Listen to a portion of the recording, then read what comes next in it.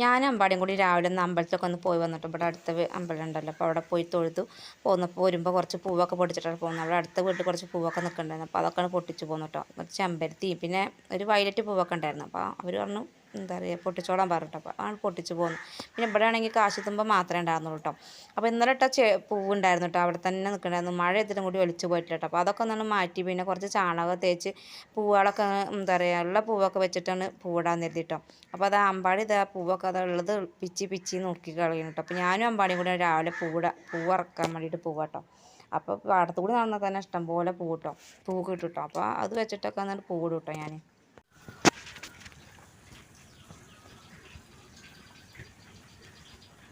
അതൊക്കെ കേടെടുത്തല്ലേ കാശിത്തുമ്പോഴല്ലേ എല്ലാം പാടിയാ.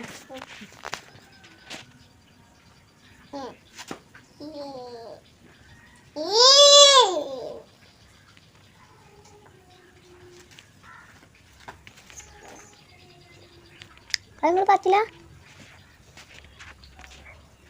മുക്കുറ്റി കേട്ടോ കൂടുതൽ കിട്ടിയത്. അപ്പം മുക്കുറ്റി ഞാൻ ആദ്യം വെച്ച് കൊടുത്തിട്ട് പിന്നെ കാശുതുമ്പ ഇവിടെ ഉണ്ടായിരുന്നുകൊണ്ട് കുറച്ച് കാശുതുമ്പ കിട്ടിയിട്ടോ.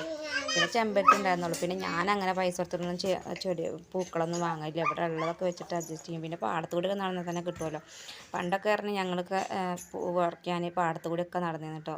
അടുത്ത വീട്ടിലത്തെ കുട്ടികളോ എല്ലാവരും ഉണ്ടാവും. ഞങ്ങളൊരു കൊട്ടയൊക്കെ പിടിച്ചിട്ട് അല്ലെങ്കിൽ ഒരു കവറൊക്കെ എടുത്തിട്ട് പൂ പറിക്കാൻ പാടത്തു കൂടിയൊക്കെ പോകും. എവിടേക്കൊക്കെ പോകുന്നറിയും. ഇപ്പോഴത്തെ മക്കളാണെങ്കിൽ എവിടേക്കും പോകില്ല, വീട്ടിലുള്ള ഉള്ളത് എടുക്കും, അല്ലെങ്കിൽ പിന്നെ പൈസ കൊടുത്തിട്ടാണ് ഏറെ വാങ്ങാം കേട്ടോ. അപ്പോൾ അതൊരു മഞ്ഞപ്പൂ ഉണ്ട് കേട്ടോ, ഒരു കിങ്ങിണി പൂവിൻ്റെ പോലത്തെ പൂവുണ്ട്. ഈ പാടത്തു കൂടിയൊക്കെ കാണുന്നൊരു പൂവാട്ടോ. അതിൻ്റെ പേരെന്താണെന്ന് അറിയില്ല, ഇനി നിങ്ങൾക്ക് അറിയുമെങ്കിൽ ഒന്ന് കമൻറ്റ് എഴുതണം കേട്ടോ. അപ്പോൾ അതാ പിന്നെ ഒരു വയലറ്റ് പൂവും അതേപോലെ ചെമ്പരത്തി പൂവൊക്കെ ഉള്ള അടുത്ത വീട്ടിൽ നിന്ന് ഉണ്ടായിരുന്നു കേട്ടോ. അവിടെ ഒന്ന് പോയി പൊട്ടിച്ച് കൊടുത്തിട്ട് ഞങ്ങൾ അങ്ങനെ ഉള്ളതൊക്കെ വെച്ചിട്ട് പൂവിട്ടു കേട്ടോ. പിന്നെ കുറേ ഇലകളൊക്കെ ഉണ്ടായിരുന്നു. അധികം ഇവിടെ ഇലകളുള്ളൂ കേട്ടോ, ഇലച്ചെടികളുള്ളൂ. അപ്പോൾ ഇലച്ചെടികളൊക്കെ വെച്ചിട്ട് അങ്ങോട്ട് പൂവിടാൻ കരുതി.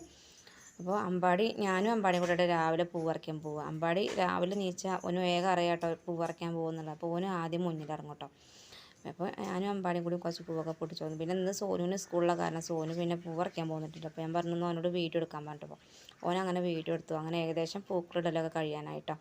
അങ്ങനെ ലാസ്റ്റ് ഞാൻ ഒരു ഇല ഉണ്ടായിരുന്നു, എൻ്റെ പേരെന്താണെന്നറിയില്ല, ഒരു ഇലച്ചെടി ഉണ്ടായിരുന്നു, ആ ഇല ഇട്ടു കേട്ടോ. അങ്ങനെയുള്ള പൂവൊക്കെ വെച്ചിട്ട് അങ്ങനെ അഡ്ജസ്റ്റ് ചെയ്ത് ഞങ്ങളങ്ങനെ പൂവിട്ടു കേട്ടോ. അപ്പോൾ ഇതാണ് കേട്ടോ ഞാൻ പൂവിട്ടത് ഇഷ്ടമായിട്ടുണ്ടെങ്കിൽ ലൈക്ക് ചെയ്യാനും നിങ്ങളെ അഭിപ്രായം എഴുതിക്കാൻ മറക്കരുത്. അപ്പോൾ അടുത്ത വീഡിയോയിൽ കാണാം. ടാറ്റാ.